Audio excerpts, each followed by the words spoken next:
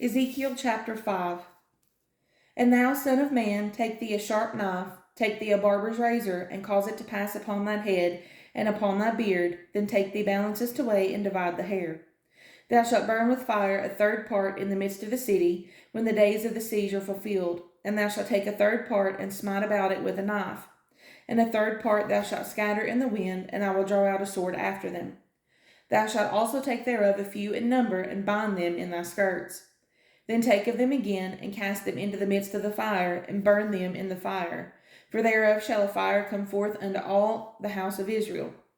Thus saith the Lord God, This is Jerusalem. I have set it in the midst of the nations and countries that are round about her. And she hath changed my judgments into wickedness more than the nations, and my statutes more than the countries that are round about her. For they have refused my judgments and my statutes, they have not walked in them. Therefore thus saith the Lord God, Because you multiplied more than the nations that are round about you, and have not walked in my statutes, neither have kept my judgments, neither have done according to the judgments of the nations that are round about you. Therefore thus saith the Lord God, Behold, I, even I, am against thee, and will execute judgments in the midst of thee in the sight of the nations.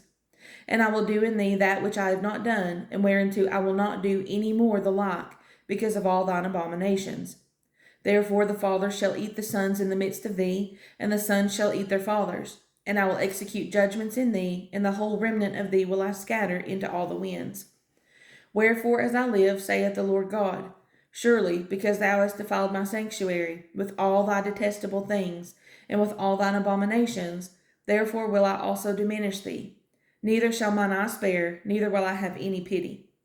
A third part of thee shall die with the pestilence, and with famine shall they be consumed in the midst of thee. And a third part shall fall by the sword round about thee.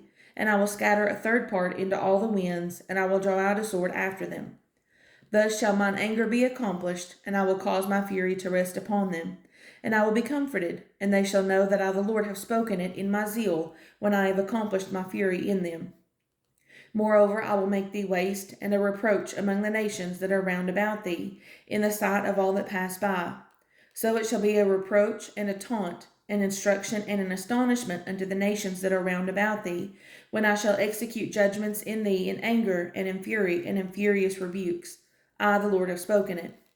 When I shall send upon them their evil arrows of famine, which shall be for their destruction, and which I will send to destroy you, and I will increase the famine upon you, and will break your staff of bread. So will I send upon you famine and evil beasts, and they shall bereave thee, and pestilence and blood shall pass through thee, and I will bring the sword upon thee. I, the Lord, have spoken it.